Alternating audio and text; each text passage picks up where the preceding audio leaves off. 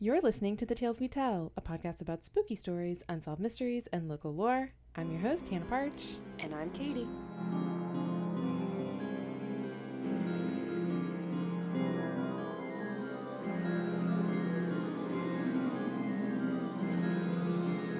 Welcome back!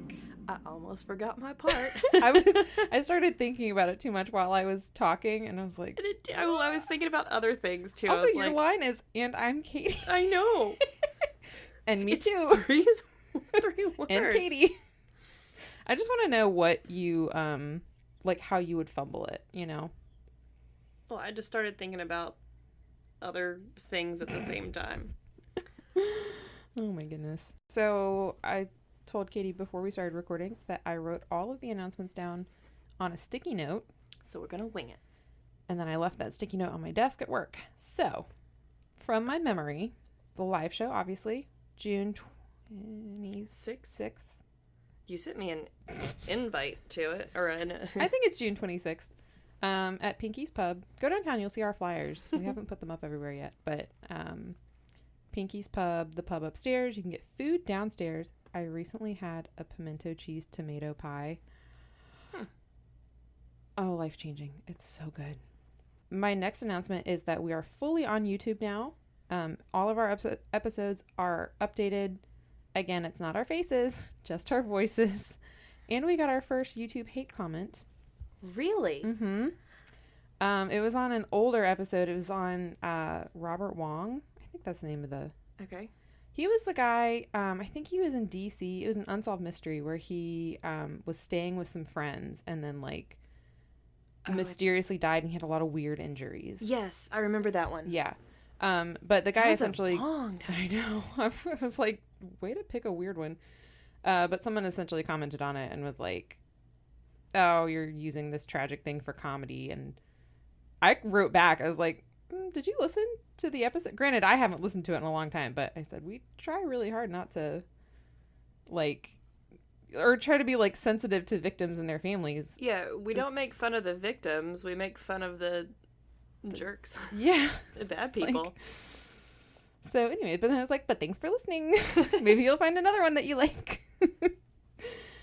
Amanda messaged me today with an update. I don't know if you saw it. So last week Derek talked about the Wampus cat. Oh, I haven't listened yet. And there was a picture of a booger mask, which looked like a mask with a big dong on the front for a nose. And Katy, not Katy, Amanda messaged with another picture, and she's like, it's a gourd. The mask is made out of a gourd, and so the nose is the top of the gourd. And I was like, that makes so much more sense than, like, what I was looking at. So, thank you for that. My last two are just going to be the drinking game and my spooky story. So, do you want to tell yours first? Yes. Okay. Because it's real short. Okay. So we were at that bar at the beach outside, and everything was great. And Walker and I were chilling while Shelton was getting beers or something. Mm-hmm. And this, and it's this big open area, and there's families and kids everywhere. Right. And this woman walks by and says, Walker. And I'm like, I turn around because I'm like, who's talking to my kid? Yeah. Like, we know someone here. All of our friends left. Everyone we know is gone. And she's walking past us, talking to some kid, like hollering at some kid. I was like, is your kid named Walker? Uh-huh. And she goes, yeah. And I was like, that's his name too. Aww. And she's like, no way, that's crazy. What's his middle name? And I was like, Everett. And she just, like, what? She's like, another Walker Everett? Not a Walker Everett. The Walker Everett. No. Oh, okay. There was Walker Everett the child. Uh-huh. And there was Walker and his twin brother, Everett. Shut up. Oh my gosh. There were like two of him. They split him in half. Right? Were they children? Yeah, they were. Okay. They were, I don't know, 6 or 7 or so. Oh my gosh. So, someone other than you thought those names went well together. They do. Walker Everett has a great ring to it, I think. That's a great name. I approve. I mean, it's almost as adorable as Critter, but... I know, interchangeable. It's fine. But yeah, I was like, that's creepy, like freaky and really cool. That is really cool. It would be funnier if she had like called both of them. Yeah, Walker, Everett. What? Or if she said Everett and then Walker, I'd have been like, that oh, that's weird. Yeah. That's my kid's name, but backwards. But yeah, I think both of us were a little like, that's really, like, what are the odds of a pair of twins having the same, like, first, like, their first names are my child's first and middle name. And then being at the same place at the same time. Like, that's just... Yeah, not only the same event, but, like, same vicinity. Yeah. Yeah, so, like, it's not, like, creepy spooky, but, like, that's freaky and fun and neat. Well, I'm glad yours wasn't creepy spooky, because mine is. And I'm genuinely terrified. Did it happen at Olander? It did. I was going to ask how your weekend went. Okay, so I went down by myself, and I only went down for 2 nights. So I went down Friday and stayed Saturday, and then came home Sunday. So Sunday morning, and like, okay, the house... Did you go by yourself, or did you bring Kelly? I brought Kelly. Okay. And the house makes weird noises, and like... Older houses do. A lot of those I'm used to.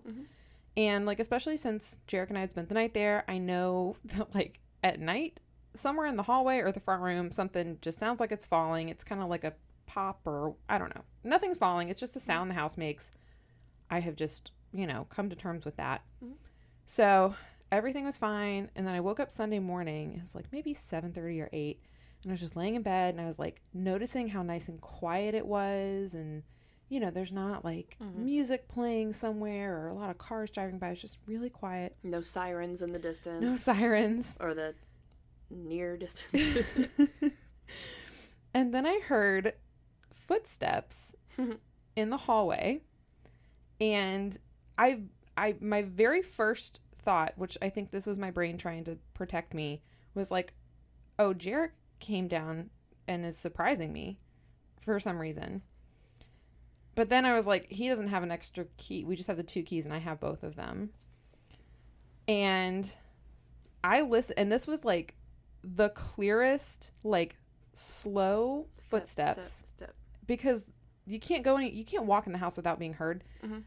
To me, it sounded like someone who was trying to be quiet, because I could also kind of hear like a rustling of fabric or whatever. Well, maybe it was one of your grandparents that were like, all right, I got to get to the other room, but I don't want to wake up Hannah. I genuinely thought someone was in the house. Like, that's how real it was. Kelly noticed it. Kelly was like on alert. I almost sent her out, but I was like, if it's a person and they're here to do harm, I don't want them to hurt my dog. And I was so scared to like call out and be like, hello. Because I was like, what if they answer? What do I do?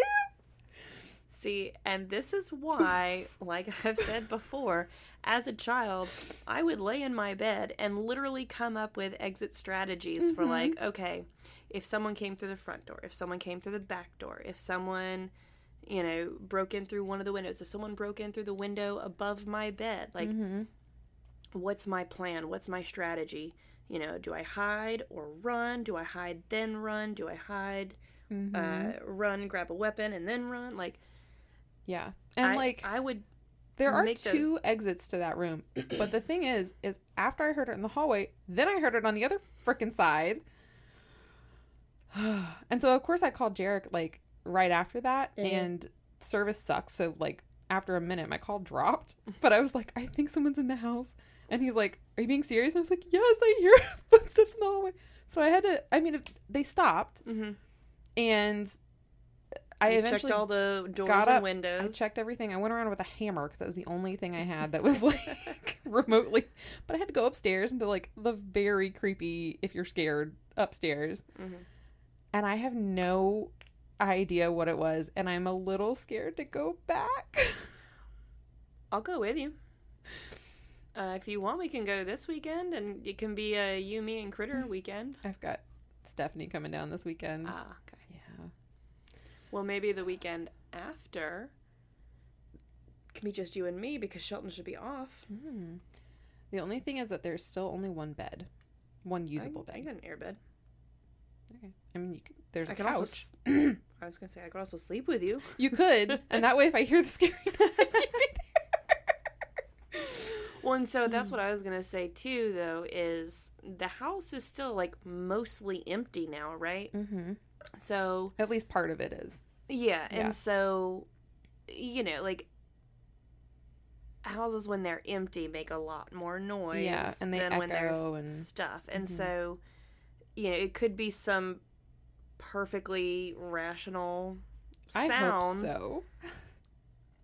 That it makes, and you're only hearing it because the rest of the house is kind of empty. Yeah. And it just, your brain associates that noise. Like, the other day we were at the cabin and I heard a noise and it sounded like a suction cup that was stuck on, like, a wall or a window, like, popped off and then fell down, and, like, just a little, like, and then like a clatter. And I was like, but we don't have any suction cups anywhere in this house. Right. And so, like, that was where my brain immediately went, but then I had to sit and think about it, and I figured out what the sound was. Something fell out of Shelton's pocket. Oh, nice. Well, if any listeners have any ideas of what it was that's not residual energy, because that's the only thing I've come up with of one of my, hopefully a relative, I would love a rational, because if I can rationalize it in my brain, I can be okay with it. Well, again, even if it was a spirit, they were obviously trying to be quiet to not disturb you. So clearly they don't want to harm you. Or they were being quiet to sneak up on me. Well, they failed. Because you heard them. It's true, I did. I'm going to tell you a not scary story now that I've freaked myself out enough. And so I told you last week that I was going to do this like a episode of The Dollop, which if no one listens to The Dollop, essentially I'm going to start telling the story and let Katy try to figure out who it's about. And I have a drinking game specifically for this episode. So very excited, especially since I got good wine. You got really good wine. This wine's delicious. Maybe I should start buying expensive wine more often. By expensive, we mean like $20. Yeah, it was like 22 or 24. That is nice for my book, because my favorite wine in the world is $20. Well, I mean, I can tell, like, oh, this is definitely better than the box wine or that the $6 wine we buy. The $6 to $11 range is what we normally drink. Yeah, this is better. But I honestly don't know if I could tell the difference between this and $50 wine. See, I think after 20, you can't taste a difference, because I had someone. My uncle has said the same thing. Yeah. And they go to California and go to wineries all the time. Like, they know their stuff. There's only so good that a wine can taste. Yeah. Because I think I had because it still has to taste like wine. It's true. I think $40 or $50 is probably, that I know of, the most expensive wine that I've had, which isn't saying a lot. I didn't like it. To me, it didn't taste as good as the Mayomi, which is my favorite. And that's $20 at the grocery store. So save your money. Also, it's good, but also a box of wine is like $16 and that's 3 bottles. So there's that. Okay, here's our drinking game. So do you have it written down for me? No, you have to just remember. I'll remind you. I think I've highlighted the parts where you're supposed to drink. Okay, good, because I'm like, you're asking me to remember things? My brain doesn't work. It's okay. I got like 30 tabs open right now. Okay. I almost forgot my name. That's true. My 3 words in the intro because I was thinking about something else. That's okay. That's fine. Do I know what I was thinking of? No. You've forgotten that already. Completely forgotten. Yeah. Okay. So you're going to take a drink for every fun fact. When I do a money conversion, because I love those. You also get to take a drink when there is a beautiful 1930s mugshot to show you. Ooh la la. And if a previous episode or topic is mentioned. So those are all take a drink. You get to finish your drink. Katy gets to finish her drink if she guesses this person before I kind of reveal who it is. Everyone else gets to take a drink if you figure it out before Katy does. So. And you're sure that I'm going to know this person before you tell me? Or yes. Okay. I'm sure enough that I'm going to let you see a picture of them. And I'm just banking on you not recognizing them. Okay. So this could be over in a second. Okay. Ready? July 17th. I'm not going to scream it. 1900. Yeah, that's Dave Anthony's thing. He can have it. Also, 1900. Yeah, July 17th, 1900, or 1898 or 1895. Depends. They didn't keep great records back then. George Francis Barnes Jr. is born in Cleveland, Ohio, or Chicago, either or, to a Those are two different states, not just two different cities within a state. I just write down everything I find. If it's contradictory, I'll just put it in parentheses. Maybe that should be take a sip every time.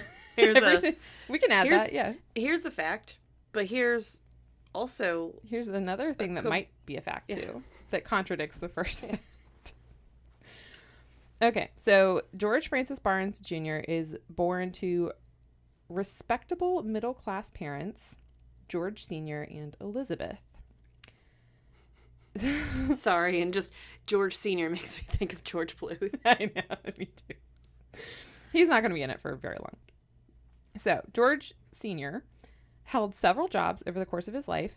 He was a railroad engineer, an insurance agent, a store owner. He didn't really have, like, a profession. Mm-hmm. But he made enough that Elizabeth was able to stay at home with the children, and they were comfortable. So, middle class, respectable middle class. George had an older sister named Inez, which I love that name. And they were both raised Catholic, but not, like, really Catholic. Just they went to Mass on Sundays and at Christmas and Easter. Yeah. Their parents moved the family to Memphis, Tennessee when George was 2. And he and his sister both went to public school. And as he got older, George took jobs as he was, like, a caddy at a country club, and he had a paper route. So he's, like, making his own money. But when he was 15, he found out that his father was having an affair. So, like anyone would do, George blackmailed him and said, I'm going to tell Mom. He also didn't like his dad that much. He doesn't sound that respectable after all. He says, I'm going to tell Mom. The respectable parents or not respectable parents. Outwardly respectable. So he said, I'm going to tell Mom about this if you don't let me use the family car whenever I want, and also increase my allowance. And George Sr. said, okay, I will do both of those things, son. So here's some more pocket money, and you can have the car whenever you want. Wow. How he explained that to his wife, I don't know. He was just like, I think George should have more allowance. I don't know. Yeah. So unfortunately, the following year, Elizabeth died of whatever you die of in 1915, 1916. And George was really close with her, and so he was, like, very devastated. Not close enough to be honest with her. Yeah, that's true. Then again, maybe she was already sick, and he's like, I'm gonna let her live her last days. Yeah, and he probably didn't want to upset her, because in 1915... Like, what are her options? Yeah, what are your options? Be unhappy? Yeah, be unhappy and trapped. Yeah, unhappy and still cared for, or happy-ish, but poor? I don't know. So George soon discovered that with this use of the family car, he could sneak over state lines and purchase alcohol. So it's before Prohibition, but in Tennessee was a dry state at the time. Was it a state, or was it just the county that Memphis was in? I don't know, because it just said cross the state lines. Okay, so yeah. It might be, because Memphis is near the state lines. Anyway. I didn't know if it was anyway, it doesn't matter. Yeah. You couldn't drink alcohol wherever he was. So he would drive across state lines and buy alcohol, and then he would bring it back and sell it to his classmates. And he became pretty popular because of this. He was also a ladies' man. Might not like his dad, but apparently takes after him. One time he was reprimanded at least once. I would presume more than once. In school, he was reprimanded for necking in the stairwell. And he was, like, doing pretty well academically. Like, he wasn't, like, a bad student or anything. Yeah. I mean, but, he studied, but he also had his, like, side hustle of Yeah. selling alcohol Yeah. at an upcharge, I'm sure. He's like, yeah, he's making good money. He's like, all right, I'm going to take that increased allowance that you're giving me and the car. And invest. And I'm going to increase it even further. Yeah. So he was doing well in school, but he decided to drop out anyways. So he drops out of high school. I am not sure how this next part happened, but he was accepted to Mississippi State University. I don't know how. He went there. Did he drop out but like get his GED? Or like was that No, I don't think that was a option? thing then. I mean, there might be like an equivalency of GED. He also maybe could have just lied and been like, yes, I graduated high school. Who knows? I don't know if Mississippi State required transcripts. So he goes there for a semester. He gets 55 demerits in his first semester. And so he dropped out of college. For various things or like a lot of the same thing? I think it was probably various things. He was just not, school was not the right path for him. And so it's 1920 now. If you want, you can look at your first picture. It's just him as an adult. If you want like a face. George? Yeah, George. And but I guess we don't know him as George later on. This is just me hoping you don't recognize the person. You recognize him? He looks really familiar. Okay, well, don't think on it too much. He looks like someone I should know. But also looks like well, that's his spoiler, that's his Alcatraz mugshot. And in my opinion, there's a picture which I will show you later on that is like that he's more recognizable in, like it's the picture you would think of. And these two pictures I picked because I was like, that don't really look like him. Or like that doesn't look like the person I have in my head. Okay, well I some ideas? I have an initial inkling, but okay. You can gather more information. Yes, that's what I'd like to do. Okay. So, in 1920, George is 19 or 20, I don't know. And he elopes with Geneva Ramsey, who is 17 and was a society belle. So she was roughing it, huh? She wanted to piss Daddy off. Yeah, and her parents did not like George. They didn't like the fact that they were getting married. He's a high school dropout, college dropout. But George was hella charming. And he charmed the pants. Well, he charmed the pants off of Geneva, obviously. But also her dad. He won her father over. Her dad, Geneva's dad, kind of saw how much George loved his daughter, how, he was just like he might be bad at school, he might be breaking the law a little bit, but doesn't mean he's a bad guy. person. Yeah, he's not bad. So he gives George a job at his contracting business. George did really, really well there, and he would grow to greatly admire and respect Mr. Ramsey and saw him as a father figure. And he would later say, this is so sad to me, he would later say, if Mr. Ramsey had been his father, quote, my life would have been entirely different. Which, I'm glad you found a father figure somewhere. Not enough to save him all the way, though. That's true. I know. Too little, too late. Too little, too late. So George and Geneva end up having 3 children together. George Jr., but I think it's supposed to be George the Third, because our George is George Jr. Whatever. Junior the Third. Junior the Third. And then they have Bruce. And then their third child, unfortunately, was stillborn. And then, unfortunately, again, Mr. Ramsey died in what I read as a tragic industrial accident, which sounds terrible. It sounds real bad. Yeah, I think of either OSHA wasn't a thing in the 1920s, was it? Yeah, I'm thinking either like, I'm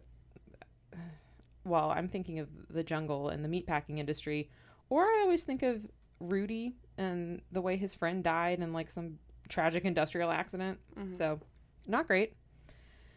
And without Mr. Ramsey, the contracting business shut down. So George was out of a job there. So he tries other stuff. He works at a garage. He works at a used car lot. At one point, he had a 40-acre goat farm. But he sold insurance. He was a cab driver for a bit, but nothing really like panned out. But while he was cab driving, he got into his old liquor selling business again because now prohibition was a thing. Now he was running some booze. Yeah. And is very lucrative. But he kept it a secret from Geneva and her mother. I mean, I don't condone secrets in marriage, but at the same time, if they don't know, they can't get in trouble. That's true. Yeah, if it's illegal, maybe. Although, I don't know if that law was in place where you can't testify against your spouse. I don't know. Keeping the secret, and also the fact that he was drinking some of his merchandise. He had a not great drinking habit. That led to their marriage beginning to deteriorate. Eventually, she had to bail him out of jail on what he called phony bootlegging charges. And that was kind of it for her. And soon after that, she left and she took the boys with her. And so George was like really devastated. Allegedly, he tried to end his life at this point, but I don't know how, but it just says he was treated at the ER and obviously did not die. Mm-hmm. So now he's like alone again. So he is bootlegging full time. He's like, I don't know why I'm driving this cab. I'm just going to do the part that makes more money. And soon he became known as the, quote, society bootlegger. I mean, because of his, in-laws, mm-hmm. I'm sure he did have connections with mm-hmm. all of the high society folks. And he would smuggle liquor from Canada to speakeasies and pharmacies. Which I love this. This was in the day when a pharmacy was like a druggist, mm-hmm. more literally. And, maybe you could get some bootleg liquor. So he's doing this for a bit, and eventually he is forced to leave Memphis just because things got a little too hot for him. So 1926, he goes to New Mexico.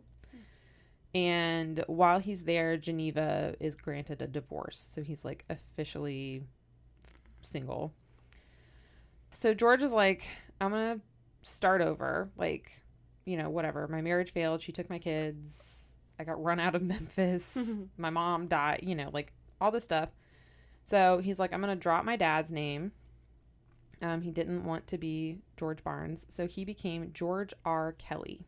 The R was for Mr. Ramsey, and Kelly was his mother's maiden name. So he just changed his name. Now he's George Kelly. I like that he's, like, I'm my own person. These are the people that mean something to me. Mm-hmm. Mr. Ramsey and my mom. Honor them that way. I like that. By the way, did you drink for his mugshot? I've been drinking. Okay, well, I realized I meant to tell you to do that. It doesn't take him long to get into trouble again. Okay. So, in 1927, he was arrested on bootlegging charges and sentenced to a couple months in the Santa Fe State Prison. And when he got out, he relocated to Kansas City. While he was in Kansas City, he briefly married a woman named Bess Williamson. I have no idea what happened to her with that. Who knows? I saw her name once, and that was it. Because then, at some point, he meets Catherine Brooks. And she is your next picture.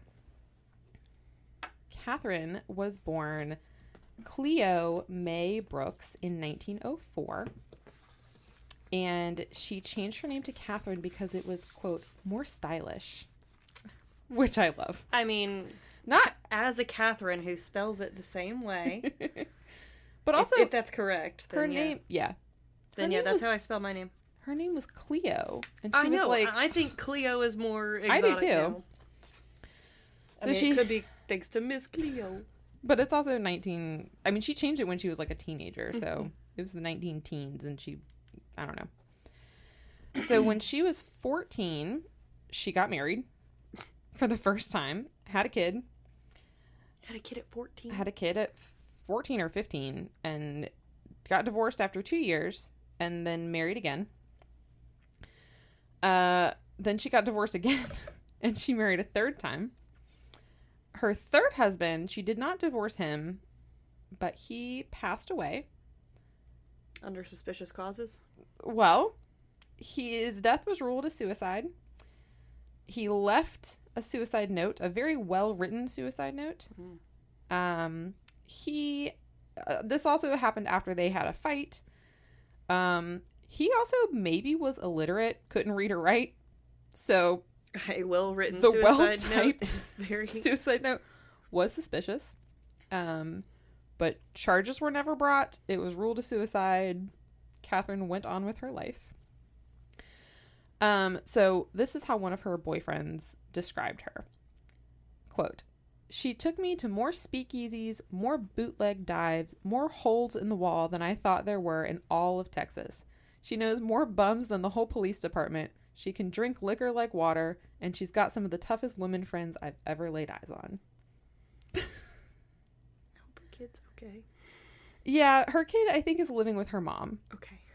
So, Good. or at least later on, she's living with her mom. Like, I'm not gonna bemoan a young woman's, like, right to go and, like, live life and party and whatnot. Yeah. But please don't be dragging your young child Yeah. around with you while Yeah. you do that. As far as I know, her daughter was living with the child's grandmother, Catherine's mom. Good deal. Works for me. And I'm gonna tell myself that she was an awesome mom or grandma, whatever. Yeah. And the not to spoil anything, but her daughter does have a happy ending, which I'll tell you about later.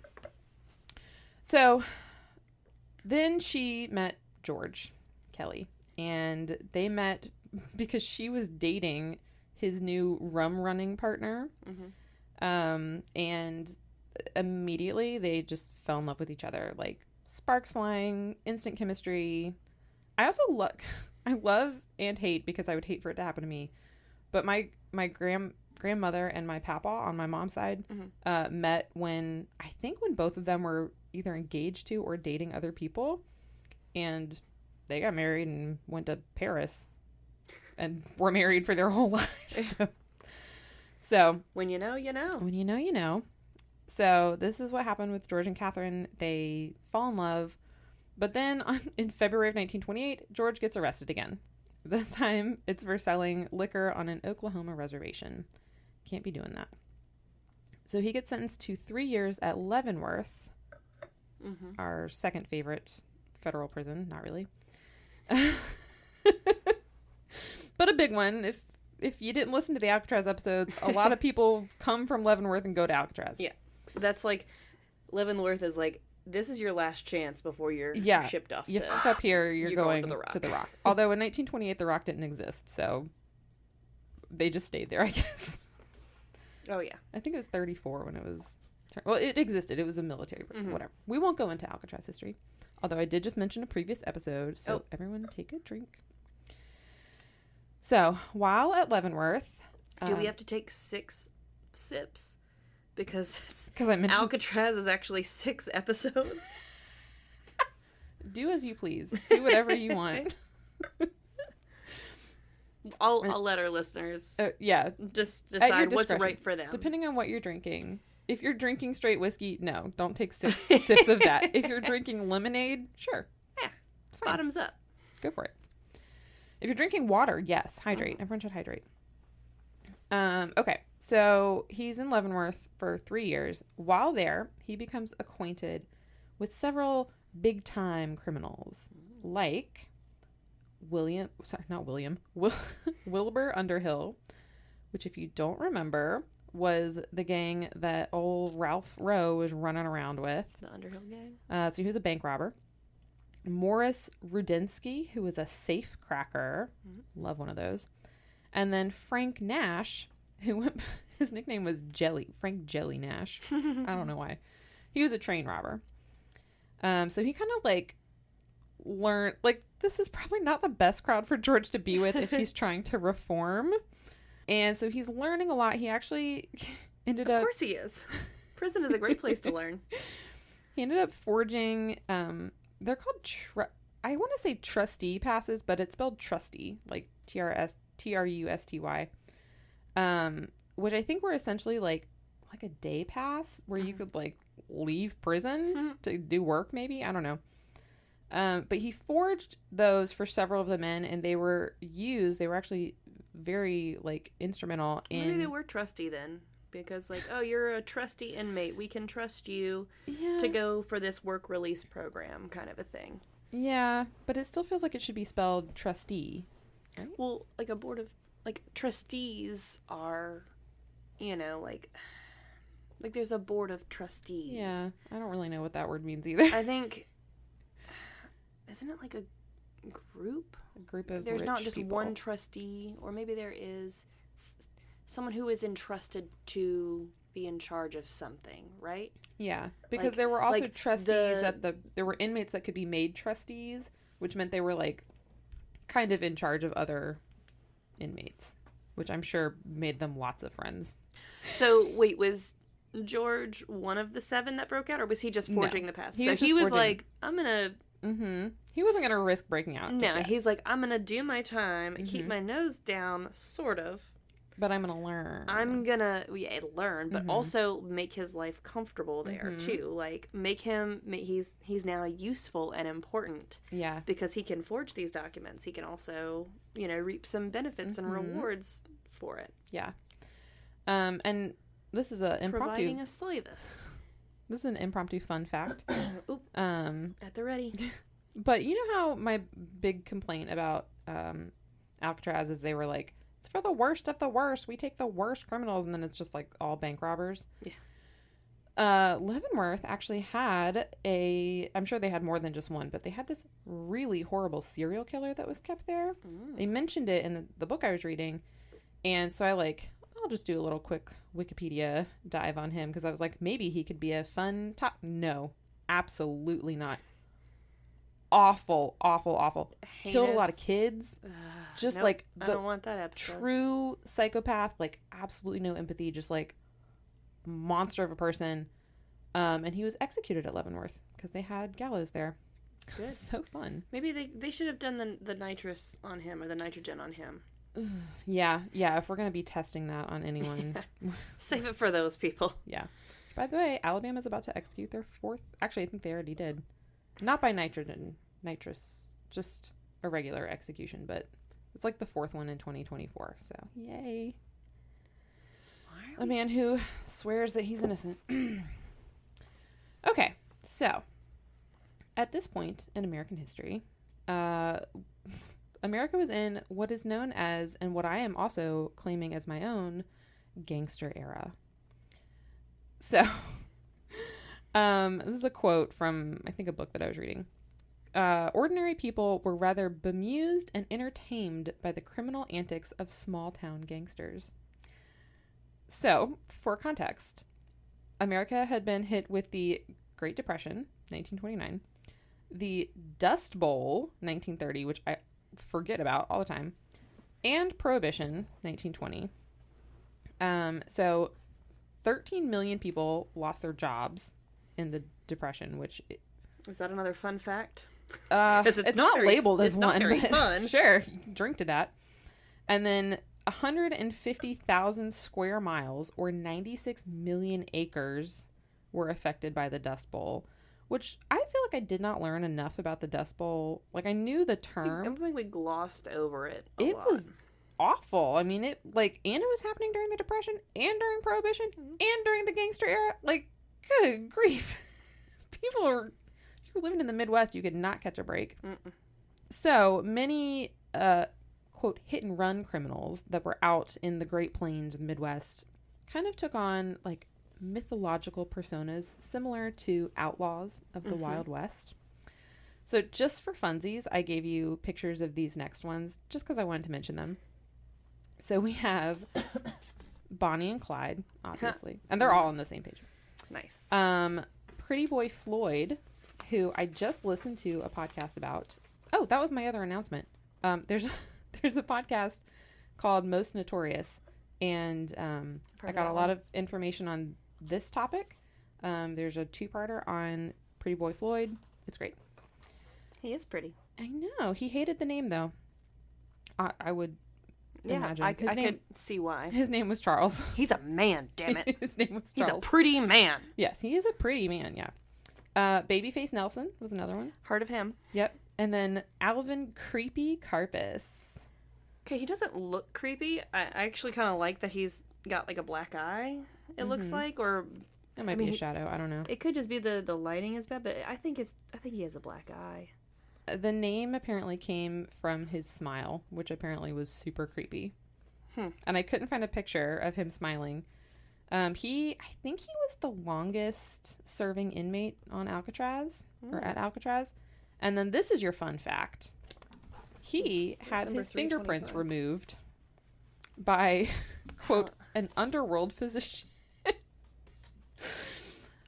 I don't know what that means, but if you look on his Wikipedia page, there's a picture of him that they, like, I guess the FBI or whatever took, and he's holding his fingers out, and he does not have any fingerprints. I imagine that they were burned off with acid or something. Probably. I can't imagine how a 1930s underworld physician would remove them, but... I mean, I almost don't have fingerprints, though. That's true. Because I've told you about all of the glue gun. Yeah. So there's been multiple times where I've had to be fingerprinted for various reasons. There was the concealed carry class, there's international travel, and there was the time I was working for the Department of the Interior. And I had to have my fingerprints. I had to do it several times before we could get any. Yikes. Well, so yeah, I basically don't have fingerprints. I almost wonder if not having them would be like more, I mean... I guess you wouldn't leave... Well, you would leave something behind. They just wouldn't be, like, distinctive. But couldn't they be like, hey, a weird plain print that's clearly from a finger? Also, that's a crime that Creepy Carpus would have done. Maybe it's him because there's printless fingerprints here. I mean, like, yeah, I could probably not now go commit a crime. No, basically, I think it would be like this is clearly a print, but it's an incomplete print, and basically there's not enough like defined lines to... I like the commitment, though. I don't know enough about... He's my next person that I just want to research just for funsies. So I don't know about him while you're at the house alone. No, I won't. No, but I don't know if he was... I don't know enough to know if he was like like a sociopath or like actually creepy or, a fun guy for me to learn about. Okay. I just really wanted to say those fun names because everyone had great names back then. Babyface. Babyface. Okay. So banks at the time were seen as enemies of the poor and downtrodden. And Katie, I have never felt so justified in my life when this book was like, everyone was happy that banks were getting robbed, and I was like, yes, they should be. I mean, whatever, who cares about the banks? People really didn't care about banks, and they were really not upset that they were getting robbed. And apparently some people even like would suggest so like, not only did they not care, but they were like sympathetic towards the people robbing them. So Alvin Carpus allegedly said one time that while he was fleeing the scene of a bank robbery, he held up a car to use as a getaway, and the owner of the car said, quote, "You robbed the bank, did you? Well, I don't care. All the banks ever do is foreclose on us farmers," and then willingly gave his car to Carpus to get away. So, I mean, like, yeah, but at the same time, I'd be like, how about I just scoot over and you drive? Yeah, I so need that the way, car. like, when you're done, I'll still have the car. I'll still have my car. And we can just tell them that you threatened me. Because I don't think they had, like, you could file an insurance claim that your car was stolen. No. And that you would get, enough to buy another car. And, like, at this point, I'm like, yeah. Stick it to the man. Like, honestly, if I was in this time, I'd probably be one of the people that was, in the bank during the robbery, and I'd be like, go that way. They're over there. Like, no, I would be telling the robbers and be like, there's a security guard over there. Or like, there's an exit that way. It's clear. Yeah. And then when I got questioned by the cops, I'd be like, oh, he was 4'2" with blue hair and a purple nose. Yes. And apparently, Pretty Boy Floyd, in one of his bank heists, was known to destroy the mortgage paperworks for people. And so they were like, well, I don't have a mortgage anymore. So because conveniently that paperwork got destroyed, what are we gonna do? So people were like, so they're cool. like they're seen as like the Robin Hoods in a yeah, way. Yeah. And like very much I think the way that we kind of think of like, I mean, it's been enough time that I think we kind of think gangsters are cool, but the you know, outlaw cowboys and Billy the Kid and Jesse James, and it's like, oh, they're doing bad, but they're not really hurting. They're not affecting me, so yeah, I don't really care. But then it did start to affect people. So, in the early 30s, gangsters were like, oops, the banks don't have that much money. Ooh. And that money, some of that money is actually real people's money. Yeah. And so when they go to withdraw that money and the bank is like, we don't have it. Yeah. Those people are. So they began kidnapping citizens, but like not regular citizens, rich ones usually. Because I mean, we're not at this point in the story yet, but 1932 was when the Lindbergh kidnapping happened. Everyone take a drink. And that was like not a fad, but like it was becoming common to kidnap someone rich and ask for a ransom instead. So now the public was like kind of beginning to turn a little bit on them. And more people were in favor of a federal law enforcement agency, aka what would become the FBI. It was the Bureau of Investigation at this point. And at first people were like, no, screw the government. But now they were like, maybe we need some government. So George. Some government, not too much. Just a little bit. Yeah. So George is released from Leavenworth on good behavior on July 3rd of 1930. First thing he did when he got out, he married Catherine. And that's so nice that she waited for him. I know. Well, she didn't really because, fun fact, she was living with a boyfriend at the time. But, like, her true love was still George Kelly. So she's not, you know, he comes a-calling and she's like, thanks for letting me live here. So she leaves him and she took his bulldog with her because apparently she loved dogs. And maybe she thought it was her. I want to not like her for stealing a dog, but it also... Does it not remind you of that scene in Legally Blonde? Yes, that's exactly what I'm thinking of. And it helps that it's a bulldog. Taking the dog. Oh my gosh. Yeah, so she took the bulldog and then they eloped. She eloped with George. And then George began robbing banks with various gangs. He didn't really like have a gang per se, but he would just kind of meet up with different people. He used a .38 revolver, but he used it, the way it was worded was like, he found that it was like more persuasive to use a revolver. But the way that he robbed banks was he would go in and he like would just calmly walk up to the counter, and the person in the podcast he wrote a book that I meant to pick up in the library today. But he described it as he just charmed the money out of the tellers. And obviously he would show them that he had a concealed weapon, but he's like, look, here's the situation. Yeah. He didn't want them to. I've got a gun here. I have to rob this bank. You know, I need the money for this reason. And I don't want to hurt anyone. You seem like Sharon's your name? Mm-hmm. It's a lovely name. That's my sister's daughter. My niece's name is Sharon. And honest to God, if George Kelly used my name, I would hate for anyone to be upset. I don't want to hurt anyone. Like, I bet he was one of those men. I bet he called women darling. And I bet it worked for him. Certain men can really use that word and just only certain ones though. It's, no. If you know, you know.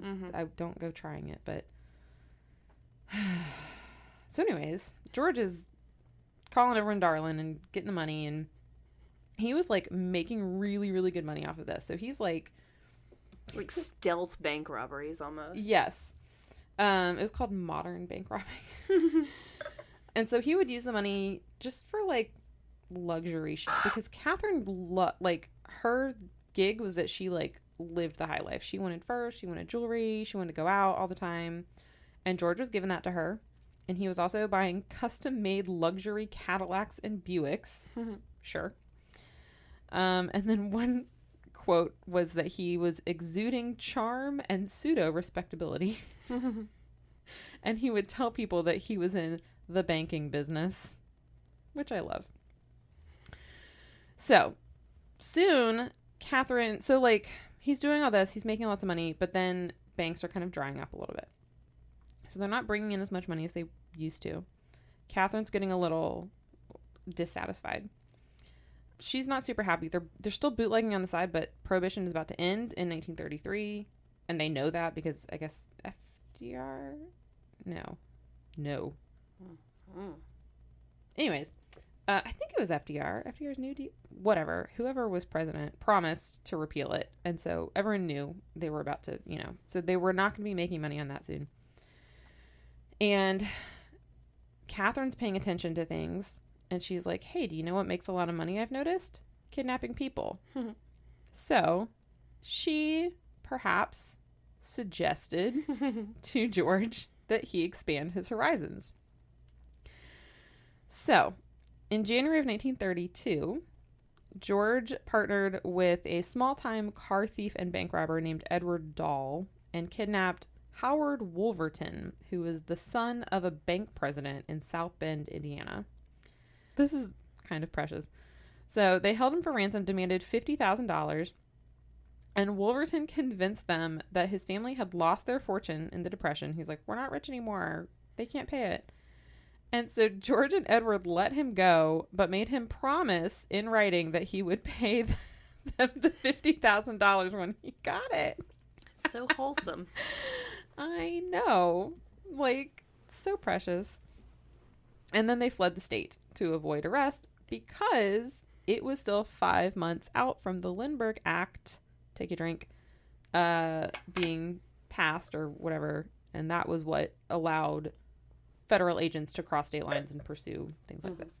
Before that, how easy was it to get away with shit? You just commit a crime and cross the state line? Also, talking about him changing his name, I'm like, how involved of a process was that? Probably not involved at all. Yeah, like he was probably just like, call me George Kelly now. Yeah. Like that. Like identity theft was a... It's like when you get a nickname in high school. It's just like you just correct people enough times that they just start calling you whatever your name is. I'm reading a book right now, and for her point of view, her name is Goldie, and everyone calls her Goldie. And then in one small thing, and like, how does someone with jet black hair get a name like Goldie? And she's like, oh, well, my name's Jessica. And I'm like, Jessica. Jessica. What? Sorry to any Jessica. Yeah, no, nothing against the name as Jessica.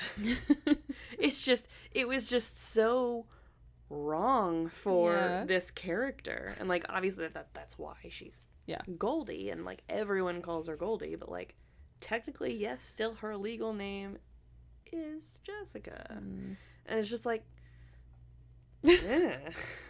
Meanwhile, I'm reading a book where one of the characters is named Michael, went by Mickey, but now insists on going by Mako, which is just the most pretentious name I think you could go by. And he's clearly not going to be a great dude. He's a shark? Apparently, because he says Mako like the shark. Okay. I'm pretty sure he's turning out to be a villain in this, but whatever. Okay, so they have kind of fumbled their first kidnapping, and adorably so. Adorably, I know. In February of 1933, Catherine, who is still not happy with the way things are going, goes to a pawn shop and she buys a submachine gun and gives it to George. And she insisted that he spend several hours a day on target practice, even though he didn't, like, he would rather go home and drink. And also he liked his revolver, like, whatever. But she made him practice. He became pretty good. So when Catherine went on the town, which she did, she would brag to anyone who would listen about how good George was with this submachine gun. She claimed that he could hit a walnut on top of a fence post at 30 feet, that he could, hit an apple off her head or whatever. And she would even keep spent shells in her purse and hand them out as souvenirs. And she told people that they were the bullets from Machine Gun Kelly's latest heist. Nice. So it's Machine Gun Kelly. That's what we're talking. Okay. Yeah. I wasn't gonna guess it. You can. Your last picture, if you want, is the picture that I thought you might recognize, but I'm not sure. Have you seen that picture? Either of those? Oh, okay. Well, nope. That top one is like how I picture him in my head, which I don't think looks very similar to the first ones I showed you. No, I mean, I could... This one looks more like the others, but yeah. Also, now that the name is out, I just want to briefly say that it's very hard to search for certain things related to this topic because of the stupid rapper, Colston or Colton or whatever the hell his name is. And I found out the reason that guy, Megyn Kelly's boyfriend, ex-boyfriend, whatever, the reason that he goes by Machine Gun Kelly was because of the rapid fire of his rapping, or literally the dumbest reason in the whole world. Also, if you're trying to find a podcast on Machine Gun Kelly, stupid, pretentious white boy. It's the bullshit. Also, George Machine Gun Kelly didn't even like his machine gun. Didn't really ever use it. So at first, I for some reason, like when I saw the picture, and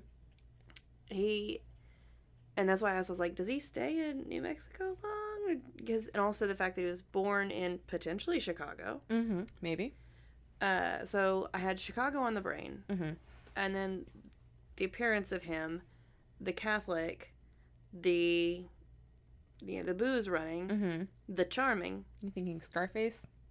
I was thinking Capone. Yeah, Al Capone, Scarface.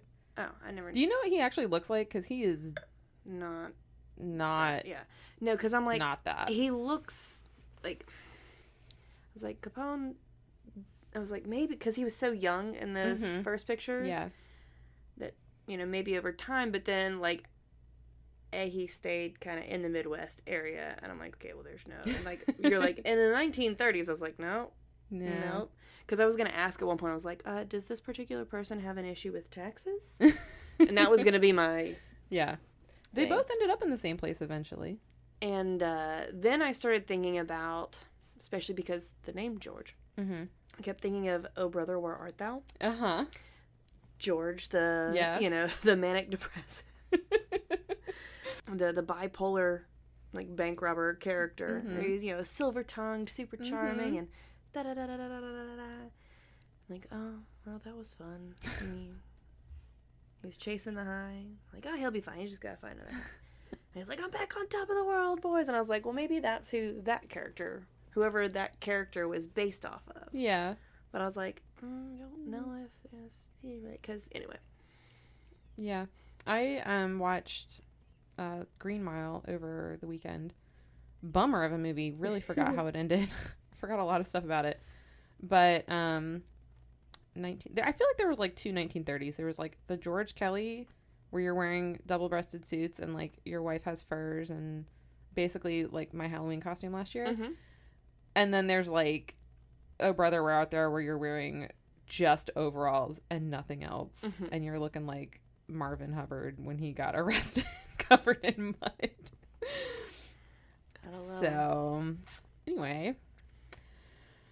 Okay, so, shortly after this failed kidnapping, and now that he has his name that only Catherine is promoting, they planned another kidnapping. This time they were going to kidnap the son of a Texas oilman. So they're, like, planning it, but then they're at a party, and... Catherine is a little drunk, and she starts talking to two men about this plan, and oops, they're actually plainclothes police officers. She offered, like she's a sloppy drunk. She offered them a cut of the profits if they made sure that she and George weren't arrested, and like she's trying to cut them in on this deal, and they're like, keep bribing us. Tell us more. Made up a reason to leave early and immediately went and like filed a police report. They put the would-be target under heavy police protection. I don't know if any charges were actually brought against them, because it doesn't say that there were. So maybe they were just like, conspiracy, something a drunk lady says at a party isn't enough to charge you, file charges, but it is enough that we're going to give this rich kid a bunch of protection. So that didn't work. And then one day, Catherine is reading the paper, and she reads about the death of a wealthy oil man named Tom Slick. Is that his given name? Yes. Yep. He was just born to be born in oil. Born in the oil. Yep. And this was also, I guess, a little after the time when you could just kind of stumble your way into being an oil tycoon, because you could kind of invest in a property, and if it happened to hit big in oil, you were just set. Did you ever see the movie Giant? No. It's a James Dean movie. Ooh. He starts as nobody, becomes real. He's a giant in the oil industry. We really missed our opportunity. I don't know. Maybe there's oil on your land. Hopefully there's clay. I was going to say. I mean, there's definitely clay. Did you get what I meant, by the way, about your picture being an optical illusion? Yeah. Because I screenshotted it in case I needed to. So you were palm up, right? Too. Mm-hmm. Okay. So this is another picture that I took. Okay. I think it was just the amount of mud on your fingers was making them look like they were curved the other way. It could also be the way that the light was hitting it, too. That, too. It could also have been my dehydrated brain. Who knows? It entertained you for a minute. So. Okay, so this guy, Tom Slick, has died. And his estate was being split among 3 trustees. I forgot that I had that word in here. Okay, so it was his wife, Bernice, Bernice's brother-in-law, Arthur Seligson, who was also a lawyer, and Charles Urschel. Charles Urschel, who no was wonder she married a man with the last name Slick. Easy to say, easy to spell. But Urschel was Slick's business partner. Tom Slick's sister had married Urschel, but she died shortly after her brother died. Presumably she was grief-stricken. I don't know. So then Urschel and Bernice get together. So the widow and the business partner get married. Which, if you're reading the paper... So now the Slicks are dead. Yeah. But if you're Catherine Kelly and you're reading the paper, what you read is 2 of 3 people who are in charge of this estate have now combined their wealth. So there's now one wealthy family. Allegedly, Catherine later... Well, it's not alleged that she denies it. She would later deny any involvement in this. But allegedly, she begins to plan another kidnapping for George to do. Meanwhile, George is outside on doing target. Can I come in and have a beer? No. Until you hit the walnut. Poor George you have outside. To earn your booze. Having to play with his machine gun that he doesn't like. He just wants to go inside and drink. Okay, so on the night of July 22nd, day before my birthday, 1933, which is a Saturday, George and this guy named Albert Bates, who cares, not important, just a guy they knew, approached the house of Charles and Bernice Urschel in Oklahoma City. So it's late, it's like 11:30, and the Urschels were still awake, and they were playing cards with their friends Clyde and Walter Jarrett. Clyde is a woman, just to make it clear. George and Albert go into the house. It's unlocked. And they go to the card table, and they have not ever seen a picture of Charles, and they were not expecting there to be another man there. So they're like, who's Charles? Which one of you is Charles? Stand up. And no one's saying anything. And so eventually Walter starts to stand up, and Charles is like, no, I'll stand up. Like, they both do the thing. The Spartacus. Yeah. And so George and Albert are like, whatever, you both of you come with us. We'll figure this out later. We gotta go. It's almost Hannah's birthday. Yeah. And they tell the wives, you know, like, don't call the authorities or we'll kill them or whatever. So they get several miles down the road before they're like, oh, wait, do you guys have your wallets on you? We'll just gonna look at those. So they look at their IDs. They figure out who Charles is. And then they drop Walter off. They're like, you can go. They did not realize that Walter was also super rich. So they could have, like... I mean, that's the dumbest thing. Like, that just shows you how uninvested they were, like George especially was in this kidnapping, because basically Catherine, like you said, did all the planning, and he just kind of went along with it. He's like, look, she told me to get this guy. I got this guy. I got the guy. He doesn't actually care, because he didn't say anything about me having to get another one. His time in, like, Memphis society... Mm-hmm. I mean, he did well for a while because, you know, he knows how rich people are. Yeah. You know, rich people are friends with other rich people. Mm-hmm. And so it's not like they're playing cards with the poor people from the shantytown over. Like, no, they're probably playing cards with other rich people. And, like, if they looked at how they were dressed, I bet you, even though they were just the four of them sitting around playing cards, the women were probably, like we're sitting around. Yeah, the women were probably dressed in nice evening gowns. They had their jewelry on. Like, the men were in their suits. Like, George did not care about George this just crime. wanted to rob banks. He's like, this is not... Honestly, robbing a bank is so much easier than doing this whole kidnapping thing, as we're about to see. And, like, I also kind of imagine that it's just, like, man brain where, like, I'm sure Catherine was like, well, why didn't you also take if you already had them in your car? It's like me asking Jarek something like, well, if you were at the store, why didn't you, you know, you're getting coffee, why didn't you also get bread? And he's like, well, I wasn't there for bread, I was there for coffee. So, really, it's on George for not asking Catherine specifically if there's an extra rich guy there. Do you want me to pick him up too? Again, he just doesn't care. He doesn't give a shit about this. Like, he's like, this is not what I want to be doing with my, what'd you say, it was a Thursday night? Saturday night? Saturday night. This is not how I want to be spending my Saturday night. Friday night. Saturday. It's a Saturday. This is not how I want to be spending my evening. Yeah, true. I want to be drunk right now because he's still an alcoholic. Yeah, I think he's still an alcoholic, for sure. So, now he probably wants to be drinking and hanging out and having a break from his machine gun that he doesn't like. Yes, and this, like...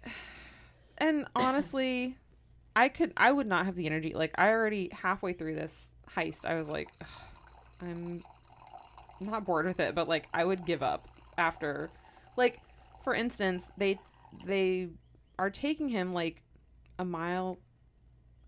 I'm picturing that meme, the photo of Ben Affleck outside with the cigarette, just... Yes. The Ben Affleck is over it. One of them, if not George, then Albert, had to have been making that face the whole time. Because they're, like, on the way to, like, they're trying to take all these back roads to where they're taking him. Car breaks down. Like, just fucking everything. Like, this dude is not worth it. Well. We'll find out. I will. Well, hold on. Okay, so they let Walter go. And they carry on. Meanwhile, Bernice and Clyde waited for them to leave and then immediately called the police. So they call the city police. The city police is like, don't worry, we're going to set up roadblocks. He'll be home in a few hours. But in the meantime... I mean, he's not, but Walter's probably walking home. Like, they just kicked me out of the car. Okay. Fine, sure. Walter's going to use his deep pockets. Oh, yeah, they took all the money in his wallet and gave him $10 to get a cab home. See, I love criminals with a heart of gold. I know. I'm like, well, you took your money, but at least... It's like, well, you took all my stuff. At least call me an Uber. Gentlemen criminals. So they also tell Bernice to call the National Emergency Line, which had literally just been set up like a few weeks before. It's brand new. This probably was a little buggy.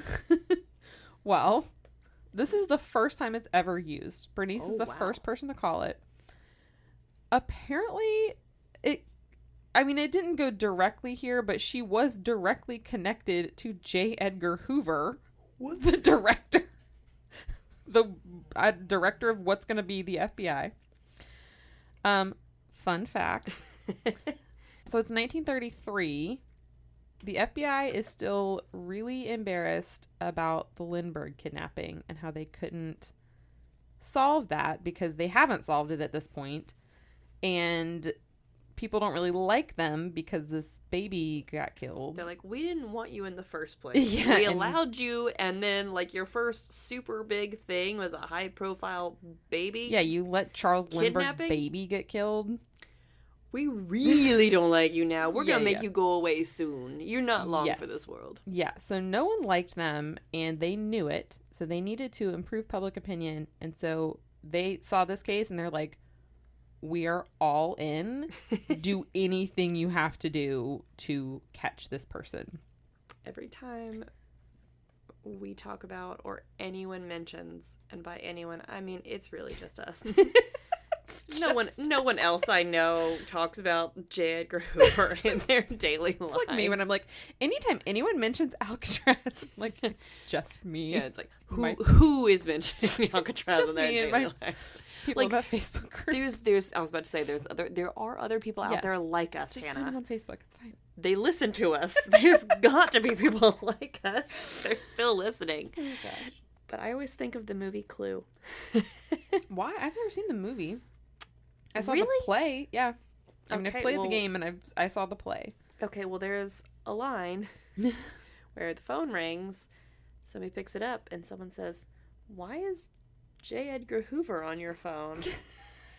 And Tim Curry's character responds, "Well, he's on everyone else's phone. Why shouldn't he be on mine?" Ooh, I like that. So Clue is another movie I have on DVD. We're going to add that into the roster, but we will find a way to 6 Degrees of Separation it. Okay, yeah. Okay, so police arrive, or whatever. They're involved. Mm-hmm. So initial investigation, they don't find any footprints. They don't find any fingerprints. They don't find any tire marks. I don't know how they did all that, but I don't know. When Walter shows back up at the house, it was dry, I guess. So no muddy footprints. Not, and dry enough that there was no foot impressions. Yeah, and just, I don't know, either they had like maybe it was a gravel driveway. Yeah. And obviously wearing gloves, so no fingerprints. Or you creepy carpused them off. Also, what year is this? 1930 something? 33. Yeah, the forensics is probably... The forensics is not great. I'm sure there was physical evidence all over that place. I'm sure there was, yeah. There was probably smoking and coughing all over everything. Well, I mean, there's probably also pre-DNA evidence. Yes. Because there's the time between now and DNA. that forensic science came a long way with things like, footprints, tire impressions, blood spatter, etc., etc. That's true. Before even blood typing. But actually, blood typing was pretty early on, right? I feel like it was. Mm-hmm. Yeah, I think we've known blood types for a long time before DNA. Well, Walter shows back up at the house. He's like, they didn't want me. And he's able to tell police where he had been let out. So they go there. They find some tire tracks. They follow those. They disappear after 4 miles. So whatever. Meanwhile, Bernice and Clyde are shown a series of mugshots. And they're just like, here's a bunch of criminals. Do any of them look familiar? Tentatively, Bernice, I think, identified George Machine Gun Kelly as one of the kidnappers. And one of the police officers was like, he's quote, one of the most vicious and dangerous criminals in America. Which, number one, comforting. No. Why would you say that? Number 2, not true. He's Always not. He's not really He's dangerous. a drunk with a bossy wife. Like, a bossy high roller wife. I will go ahead and spoil this fun fact. George never killed anyone. I think he admitted to shooting a bank guard in the arm. And that was it. Like, George was not shooting off his gun trying to kill people. He's just trying to get money to buy Catherine some furs and go home and drink. Happy wife, happy life. He wants, like, all right, I'm going to do what I got to do to make sure my girl is happy. And if she's happy, I can go and do what I want. Yes. Which is to go sit and drink. Yes. But, like, the FBI I wonder if he had any, like, obscure hobbies. Like, I want to just go sit with my whiskey, my bottle of whiskey. And my stamps. And I was going to say whittling, but yeah. That too. I mean, whittling would probably be a dangerous thing because sharp objects don't mix well. That's true. With booze. Well. Then again, I mean, if he's as good of a drinker as Catherine, I mean... That's true. Usually alcoholics have a pretty high tolerance. So, so who knows? But the FBI would, like, purposefully play up the, like, danger or the violence of criminals. They mentioned... So when the FBI eventually did catch them... They could be like, look who we caught. George Machine Gun Kelly, this violent criminal. And everyone... Yeah. But they mentioned Pretty Boy Floyd, which is how I decided to go off on that rabbit hole. And he was mentioned, even in this book I was reading, as, like, a psychopathic killer. And granted, I've only listened to 2 podcasts about him, but he was the one who was burning mortgage paperwork, and he was like... He was the Robin Hood. He was literally described as a Robin Hood character. I think the guy on Most Notorious described him as a social Robin... I don't know. But essentially, he was like... His crimes were benefiting the general public, so... Like, benefiting him... Hurting some, also trying to benefit others along the way. Yes, benefit others who had been wronged. I'm going to do bad things, but I'm going to try and do a couple of good deeds along with it. Yes, exactly. Balance out that karma. So, they're investigating. A couple days go by. It's Thursday before a ransom note arrives. So many convoluted things about this damn ransom note. I'm summarizing because I got real bored with it. There's like 5 different letters. Could not be bothered. Okay, so essentially, they send a letter to this guy named Ernest Kirkpatrick, who is a friend, and Arthur Seligson, who is the other benefactor, trustee person. So, they demand $200,000. Get your glasses ready. Which is $4.8 million. In used bills, all 20s, they say, don't write down the serial numbers. We know the whole Lindbergh thing that you did. Don't do that. We're going to kill Charles if you don't cooperate. Non-sequential. Yeah, yes. Used, exactly. Here's some very specific instructions. I'm sorry, they don't give the instructions yet. They say, place an ad in the paper if you want to, like, play ball. Jeez. Bernice is like, yes, I want to play ball. I'm going to call our banker. I'm going to get together $200,000 because I can. Arthur is going to go put an ad in the paper. They do all that. The next day, they get another letter that's like, here's how we're going to do it. You are going to get on the number 28 train departing at 10:10 p.m. on July 29th. Remain on the observation platform. While you're riding, you're going to be looking for a fire on the right side of the track.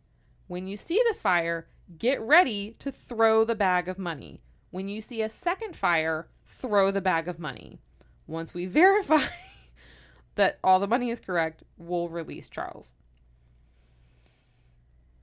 What? See what I mean? When it's just like, this is so complicated. How can you be sure that they've seen the first fire? Also, it's been a week.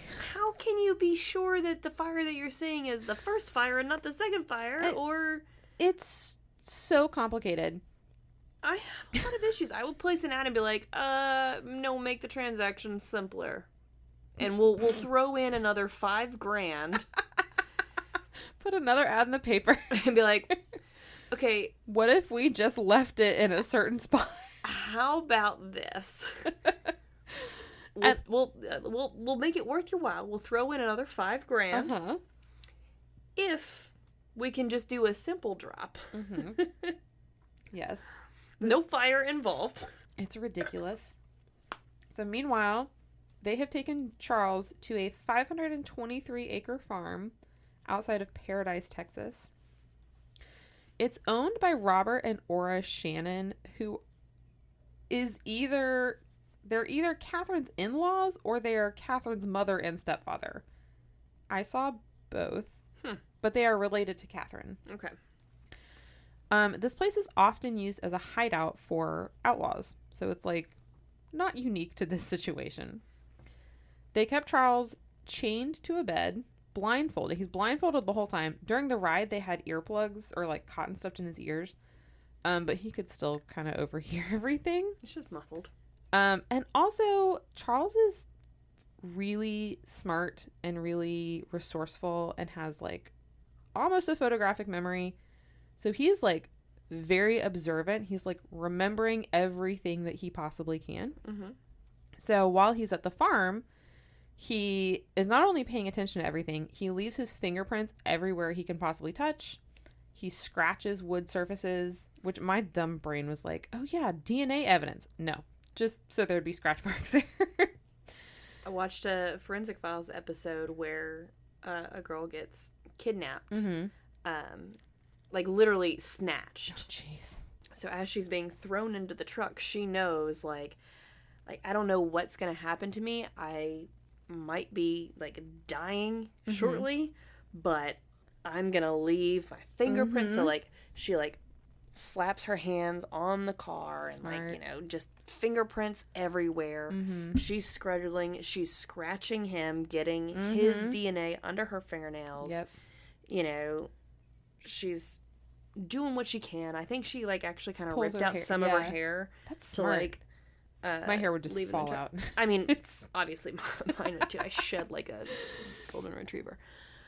But Smart.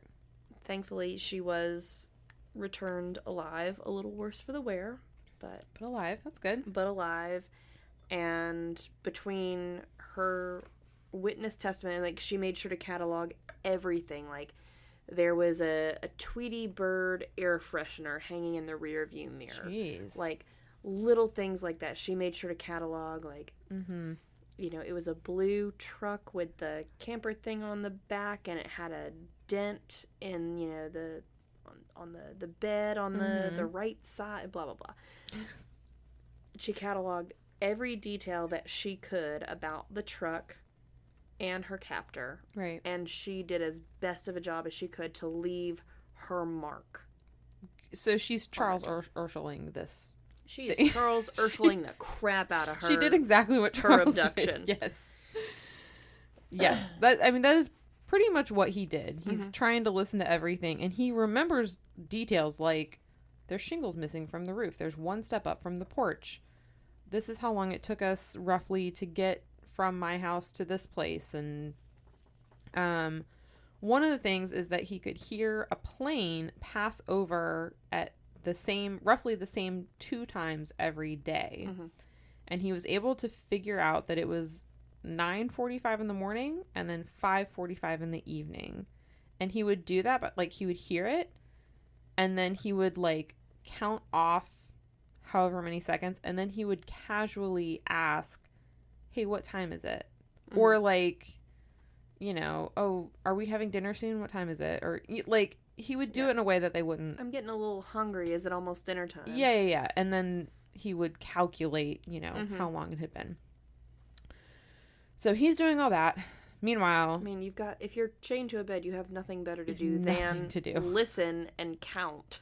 Yes. To, like literally count the seconds. Exactly. And be like, I can tell how long I've been sick. So July 29th comes around. This is the day of the ransom drop.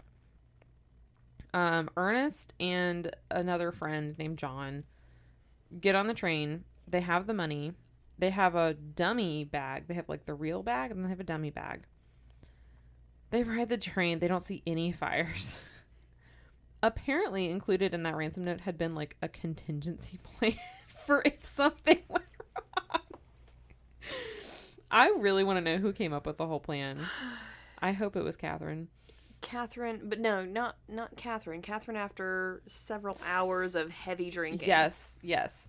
So apparently this was George and Albert's plan all along, or Catherine's plan all along. Because there was someone on the train who was watching them. It said one of the kidnappers. It never specified which one of them. I'm like, we know who they are. You can say Albert was on the train. So anyways, they get to wherever the train ended up. They check into a hotel under a specific name. They eventually get a call from the kidnappers. Another drop is arranged that is like way simpler. It's like, we'll pass you on the street and just hand off. Anyway, that's how the money is exchanged. In a much simpler way. They just had to have a really complicated first plan. So once George and Albert get the money, they count it, they confirm it, they split it up. $11,500 had to go towards expenses. But then hotels and trains and fires aren't cheap. I know, I'm telling you. And then each of them got $94,250, which is $2.3 million. And at that time, that was the highest ransom ever paid or like gotten. So that's a 2 sips in 1. That's a money transaction, or what's the word I'm looking for? Monetary gain and notoriety? No, I don't know. Exchange rate, but Oh, that was a conversion. Yeah, money that conversion. was a money conversion and a fun fact. Yep. Sorry, we're at the end of the bottle. It's fine. We're also almost at the end of the story. Long couple of days. My brain is not working. My brain is Catherine making up this plan. Yeah, so my brain is Catherine. On a scale of none to Catherine Kelly, how much have you had to drink? I'm Catherine Hunt. I'm Catherine Kelly. If I had married our friend Devin, I would be Catherine Kelly. You would be. Don't do that, though. It would be weird. No, because he's already married. He's already married, and so are you. I don't want him. You guys would be weird together. We would. Did I ever tell you, when Nia was here, we were all out one night. And this is years ago. I think this is definitely a thing before you moved to New Bern. And so it was Luke, Nia, Connor B, and me and Shelton. We were out, and Nia was like, have y'all ever thought about what it would be like if we were married, like if we were married to our different partners or whatever? And so we're like, huh. And, you know, I remember Shelton and Bianca would be like the most boring, oh my gosh, sad, quiet couple. And, but Shelton and Nia would be like self-destructive. So self-destructive. They'd be wild. They would be, you know, all chaos. All chaos. Nobody checking each other. And then Connor and I would be like one of those, like a Chip and Joanna Gaines couple. Oh, yeah. Like, we would be all about, well, let's do this new project. Let's do, like, this. No. It would be a whole bunch of half-finished started projects. And it would be you know, we have our own little, like, home DIY reno thing to the public-facing side. And we would hate each other behind closed doors. Yeah. I'd be like, no, we'd be one of those TV home reno couples that, yeah, we're a married couple. We're doing this project together. But the cameras are off and we hate each other. Yeah, I can see that. Yeah. Who, of all of our friends that are couples, if you had to swap husbands with someone, who would it be? Or not necessarily, I guess not necessarily swap, but if you had to be married to one of our friends who's already married, who would it be? Can I pick you? Sure.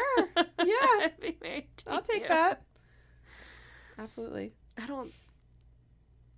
Of all of the guys in our friend group, from Luke to Scott.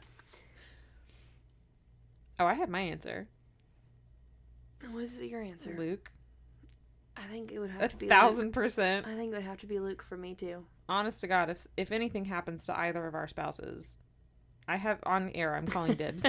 Officially. I'm going to text Nia. Actually, I will text Nia, and she will love to hear this. That I want to marry your husband. No, be like, so Hannah and I were talking. I mean, she's very lucky. And if we had to be married to any of the other guys in our friend group, Hannah and I agreed that we would choose Luke. We would pick your husband. She would be both like, heck yeah, my husband's awesome. But then I feel like she'd also come in with a, you don't want to be married to my husband because of these reasons. This is why. And just like, yeah, no, don't take my husband. They're just such a, I don't know. Who's your second choice? Oh, man. Okay, who's in our friend group? I thought you were gonna say either Luke or Shelton. Is it weird that I would say Connor? No. Because I feel like he's very similar to very Jarek. similar to what I have. But he's also different. I thought that you, for like convenience sake, I thought that I was like, she could potentially say Connor because, you know, he and Jarek, they're brothers. They have a lot in common. There's, you know, a lot of similarities. We would get along. There's things that you like about Jarek that, yeah, there's traits that Connor also has those traits. Then I wouldn't have to switch in-laws either. The same family. Be easy. It would be one of those, like, you know how in olden times if, like, your husband died, then their brother had to marry you to, like, care. I feel like it could be like that, where it would be like, well, we're doing it because it's the right thing to do, not because we love each other. Or we love each other and that we care about each other. We're friends. We can be partners. And it just makes sense. Kind of like how I picked you. Exactly. I could see myself. Your kid already likes me. I could handle a domestic partnership with you. Absolutely. I mean, you're free to go and, you know, diddle whoever you want on the side. I don't need that kind of loyalty. I'm already married to someone with ADHD. It's like, you know how to handle my crazy, and I know how to handle your anxiety. I'd be like, no, we have to do it this way. I'm like, is there a real reason, or your brain says there's a reason? Tell you my new thing that I'm afraid of, and you can tell me why I shouldn't be. No, I'll just be like, okay. Is that what you're afraid of? All right, Is that why you're doing this thing different? Yes. Let's talk through this. Okay. Well, what if that did happen? Okay, and then what? Yeah, I'd have to just go through some really intense anxiety where I go through the worst case scenarios with you. But we would do it over a bottle or a couple of wine. And bottle or a cup. We'd be 3 bottles in and finally we would figure out that the worst thing in the world that can happen isn't your dog having fleas or, you know, whatever my new phobia is at the time. Exactly. See, I think we could do this. We could rock the hell out of a domestic partnership. And we'll let Jarek and Shelton try to figure out life together. Ooh. It'll be terrible. One of them will die of something preventable. Okay. So, they've got the money. Catherine is now like, well, let's just kill Charles. What? Because she thinks that he would be able to identify... She would be right. Them. She probably would be right. But George, in a moment of probably soberness, is like, or sobriety is the word I was looking for.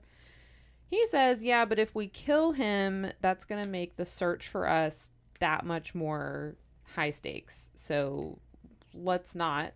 Because also if we get caught, we'll probably get...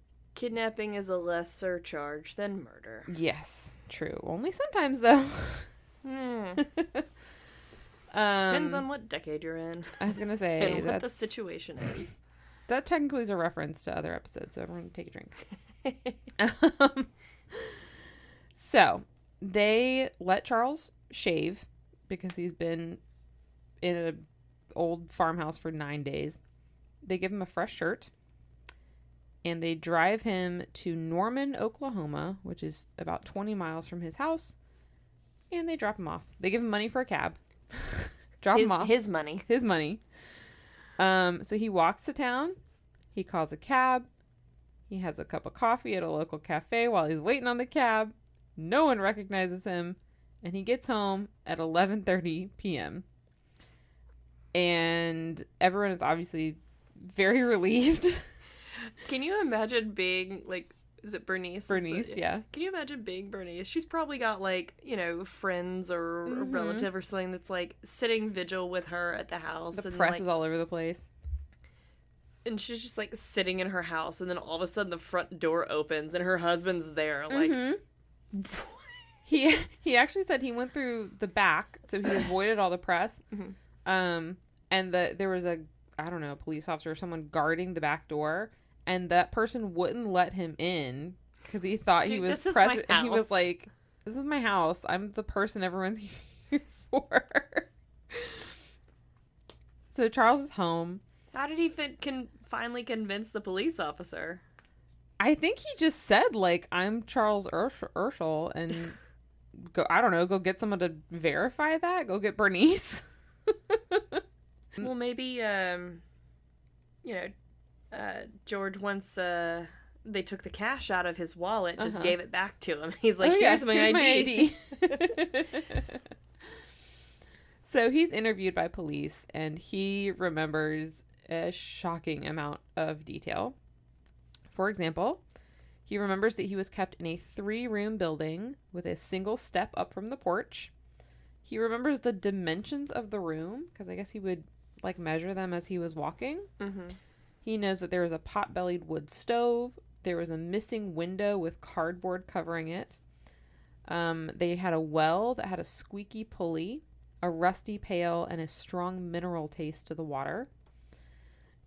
He also knew that they had 4 cows, 3 hogs, 2 pigs, a bull, a mule, a dog, and a small flock of chickens.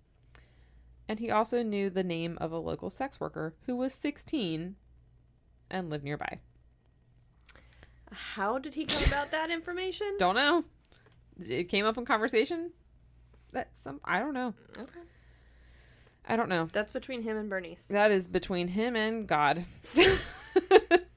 And that poor 16-year-old girl. Hopefully not. He also knew the name of the postal worker, so names were just getting thrown around. It was not... Basically, he just listened to everything. Listened. He just remembered. Were careless, yeah. So he also tells them about the plane that's flying over. And from that information, they were able to locate the farm. It was like that plane and then, like, meteorologist maps, because he also remembered the weather. So on August 12th, authorities raided the farm in early morning hours. There were 12 lawmen, both state and federal, and also Charles came with them. He had to, verify. He needed, yeah. So they get to the farm. They stumble upon this guy named Harvey Bailey, who is, like, a very wanted bank robber who's just hanging out at the farm because it's a local hideout for criminals. He's just there trying to lay low, and unfortunately, a bunch of FBI agents... They got real lucky. They were really... Yes. Really bouncing back from the Lindbergh... Oh my gosh. Embarrassment. Yeah, so they, like, grab him. Yeah, I know you. They grab the Shannons, and then they grab the Shannons' son and wife, who had also been there, but, like, whatever. So it's the son and the wife who tell authorities, like... We're not involved, but we'll give you information. We were forced to help. Who you're looking for is George Machine Gun Kelly and Albert... I already forgot his last name. Bates. And they are not here, by the way. Who you're really, really looking for is Catherine Kelly. Yeah, what you need to be doing. Yeah. So their raid on the farm is kind of a bust, but kind of not, because they pick up a bunch of other people. Albert, meanwhile, was picked up in Denver the same day on an unrelated, like, suspicion. He was in a stolen car Which, Albert, buddy, if you've just committed you can buy a car. He can afford to buy a car. Or at the very least, don't sit in one that's stolen. Like, come on, man. Lay low. What great irony would it be if he bought the stolen car? That would be hilarious. I don't know. So when they pulled him for that, and then they found some of the ransom money on him. So they're like, "Oh, we're going to keep you for a minute." George was named public enemy number 1. Love when someone is named that. It's so dramatic. Mm-hmm. That's a few days later. He's named public enemy number 1. They published an FBI wanted poster for both George and Catherine, and they did Catherine dirty on this poster. I don't have a picture. I'm sorry. It weren't any good quality pictures. They don't use a great picture of her. But their description, age, 28, looks older. Oof. Height, 5'9". Weight, 141 pounds, probably heavier now.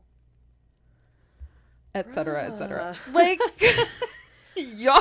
Like, I'll be walking around with Holden Critter, and he'll go, "Mama, heavy."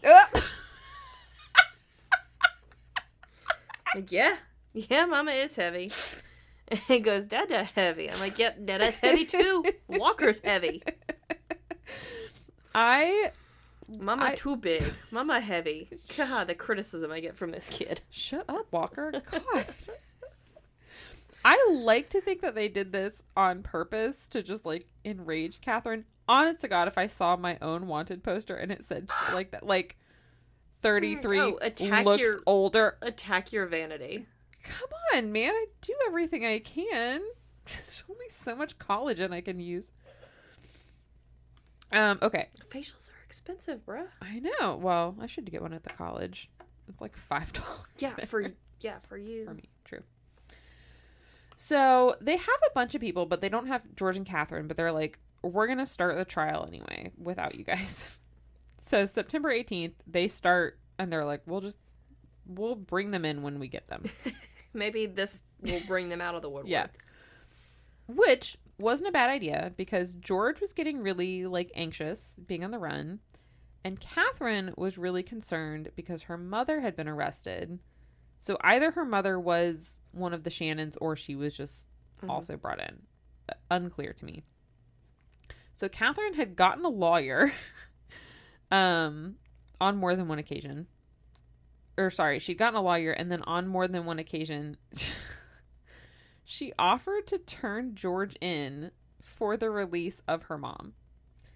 And she got George to, like, agree to it because George was so freaking in love with her. He was like, I'll take the fall for everything if we get caught. But Catherine is out here being like, sorry, you want Machine Gun Kelly? I'll give him to you if you let my mom go. Well, I mean, I'm on Catherine's side there, knowing that her mom is raising her child. That's true. So... Yeah, but would you turn in your husband? You're like, what's he done recently? I mean, if it was to protect the welfare of my kid, I don't think there's anything I wouldn't do. Yeah. And also, like, I feel like Jarek is the kind of person who would volunteer that. Like, he would say, sure, I'll take the fall if it means our kid Jarek is a fall on his sword kind. Yeah. George, though, I think was... I don't know if it was his idea, but he seemed to be willing to say, Catherine, I don't want you to get in trouble. I don't know if he cared about her kid, but he was very in love with her and said, I'll take the fall so that you don't get in trouble. His George Jr., his Junior the Third, and his Bruce, like, did he have any contact with them after? Yes. I don't know what kind, but I know... I mean, did he like being a father? Like, did he... I think so, yeah. I think he had an okay relationship with his boys. Yeah, so, like, I mean, he's you know, I mean, by being a father, he's got a little understanding. I don't know how much the father role mattered to him. And, like, I know it was Catherine's kid, not his. Yeah. I think he was very protective too. That seemed like a trait he had.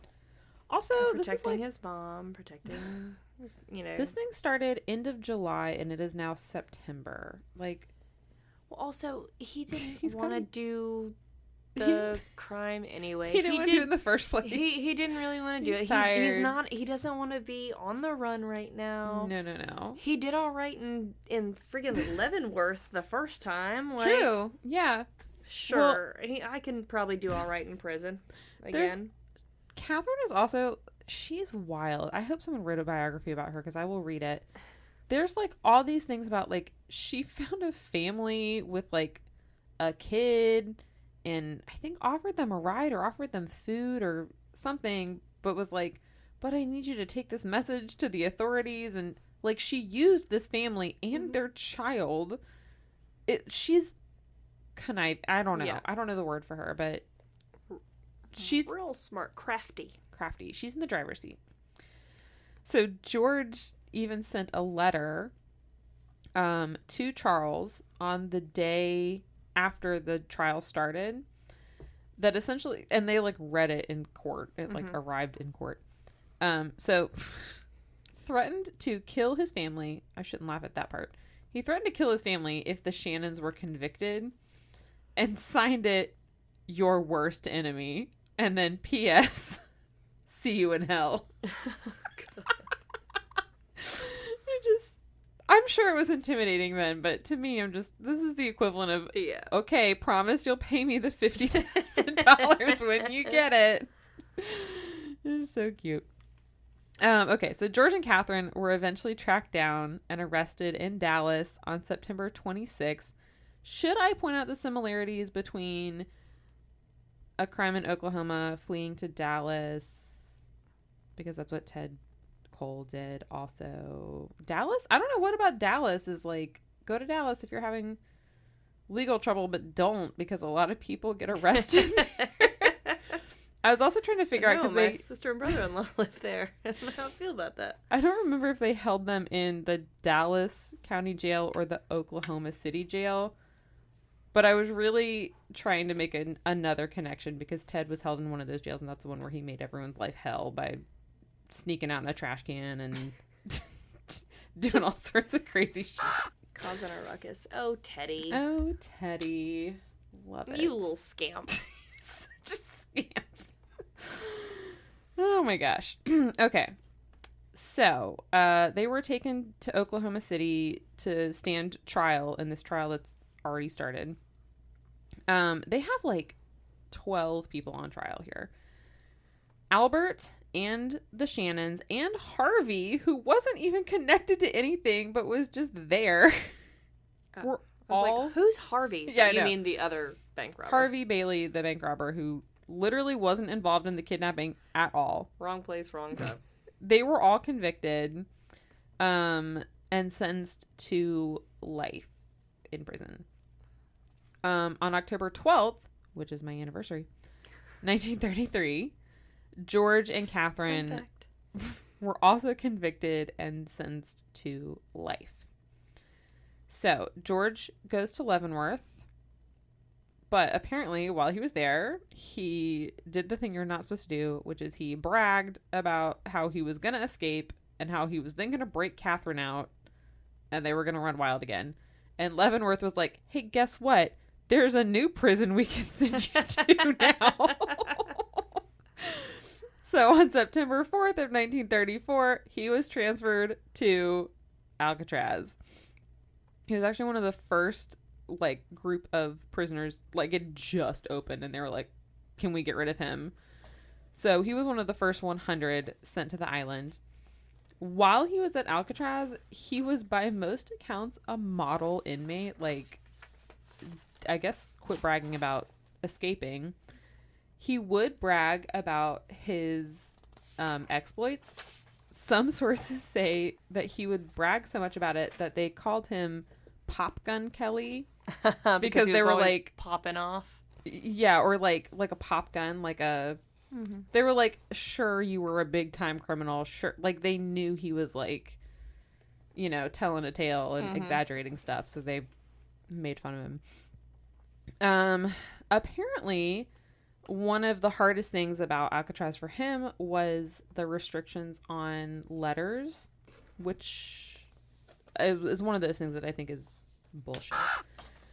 You shouldn't restrict how much you can talk to a loved one. I just gotta say, mad respect to Catherine for having this man so She has him whipped. Good grief. I know. So devoted. I'm not going to say that on air, but, like, there had to be, right? She had to have, like... a magic puppy? Yes. Yeah. Thank you for saying it. I mean, Jarrett cut that out, but... I've been thinking it. Yes. Basically, as long as Catherine has been part of this episode, I've been thinking there was something happening there. So yeah, he was not doing great with the fact that I think he could only write her like 4 letters a week or something, and that was just hard on him because he really wanted to talk to her.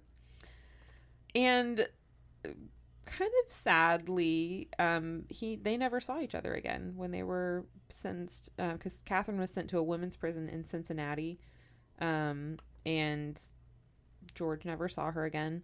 He was paroled from Alcatraz in 1971, and sent back to Leavenworth. Did I say 1971? 1951 is I was about to what say I meant. 71 is... 51. And then on July 18th of 1954, which was the day after his 59th birthday, he died of a heart attack, which is very sad.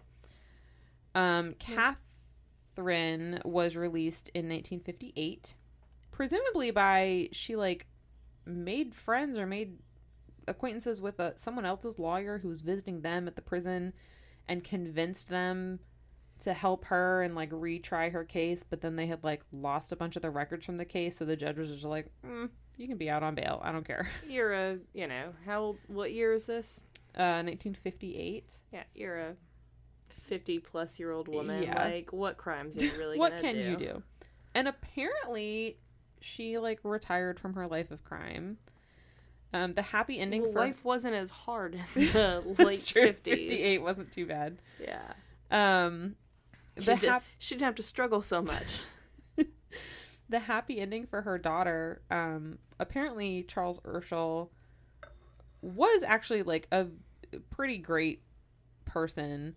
And after this, he really he kind of blamed the press for he was you didn't have to tell the whole world that I was super, super wealthy, because look what happened. So afterwards, he really shunned the press and didn't want anything to do with it. But because he was such a good person, he secretly arranged, because he found out that Catherine's daughter, who had been living with her mom, was now without a caregiver. And so he secretly set it up so that he would pay for her housing and clothing and food and education all the way through college. So he set her up and didn't tell anyone. He had it done through a friend. The only way anyone found out is because that friend, all of his records ended up in a yard sale or something in the 70s. Oh wow. And someone just happened to come across it. So it was the 70s where anyone found out that Charles Urschel was actually, I mean, they probably knew he was really generous, but but just how generous. Yeah. And then I think well, it's one of those things. It's yeah, I was kidnapped, and my wife was forced to pay a lot of money, our money, to the kidnappers. Yeah. And so yeah, he was harmed. Yeah. But I think he he can separate between the criminals and the people that the criminals are related to. People who were hurt that didn't do anything. Yes. Yeah. They're I was hurt by this crime, but I wasn't the only person hurt by this crime. Yeah. Your actions have ripples and whatnot. Yeah. And this and was if another I'm able person. to, yeah. And Harvey Bailey, the bank robber who just got caught up in everything. I believe that Charles, I don't know if he influenced or convinced Hoover to let him go on parole, because Hoover for the longest time wouldn't let George be paroled. He just because he was so dead set on this being his case that brought everything back. I And I want to say that Charles influenced in some way of getting Harvey Bailey paroled and out. And then once he was out, he got him a job, like, up somewhere. So he was, like, again, recognized, like, you know, this isn't the crime you're supposed to be punished for. Some crimes are committed out of desperation. Yeah. And if you are not in that desperate state, you are not going to commit crimes. Yes. Some people, no matter how comfortable they might be, they need some sort of thrill or high or whatever. Yeah. And that is often accomplished through committing crimes. Yeah. There's a difference. Yeah. I think Charles was, like, one of those rare, ahead of his millionaires. Time. He was ahead of his time, I think. Yeah, it's like, that's, if more millionaires were like that, and, like, I'm also afraid to look more into him and learn that there's also, like, really bad I don't want to either. I was going to say, the most I know is that he probably also supported horrible things. He He might have been, like a just flaming racist. I hope not. Well, I'm going to tell myself he wasn't. What's funny is that the book that I got at the library, the author of the book, his name is Joe Urschel, and he was also the person who was interviewed on Most Notorious, which I recommend that episode, at least, to everyone who wants to know more about it. Not related to the Urschels at all. That was, like, the first thing they asked. They're like, are you related to Charles Urschel? He's like, no, it was a coincidence. I came across it. I noticed we had the same last name. So I looked him up and, like, kind of became fascinated with his story. But he did all this background stuff. But he did say that, like, you know, Charles did kind of... He was one of those, like, generous, rich people who didn't really want... I don't know if he didn't want credit, but he didn't want publicity or fame. Yeah, no, he just wanted to live his life. He just wanted to live his life with Bernice, his new love, his best friend's widow. You know, like me and Luke. His wife's sister-in-law. His wife's sister-in-law, exactly. Like you and me, or me and Luke. Or you and... We didn't pick another one for you. Luke. Or you and Luke. Yeah. Okay. All of us and Luke. That sounds like a weird sitcom. You, me, and Luke. It does. And, you know, I fully recognize that for that to happen, something bad has to happen to Nia, which I don't want to happen because I do love her very much. Well, not only something to happen to Nia, but something to happen to Jarek, too. Well, we know something's going to happen to Jarek. I'm kidding, Jarek. I love you. I hope your scan on Thursday is clear. He has a scan on Thursday. So that's where this is coming from. There's some anxiety showing. Probably. Your anxiety is showing, dear. Thank you. But good news is that his party is going to happen either way. It's either going to be a congratulations on officially being cancer-free or sorry that you have cancer again. It's not going to be that one. It's not going to be that. It's going to be fine. It's not going to be that one.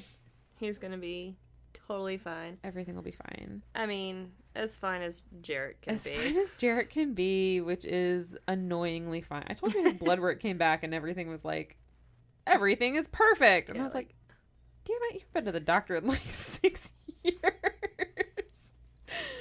We are both deficient in vitamin D, though, so we both have to take supplements. Shelton, too. Well, I'm not going to get in the sun more because that's not good for your skin. Anyway, thank you, everyone, for indulging me in what is not at all a spooky story, unsolved mystery, or local lore. It's just me being obsessed with 1930s gangsters. But I'm already working on, obviously I'm working on next week's because it's this week's.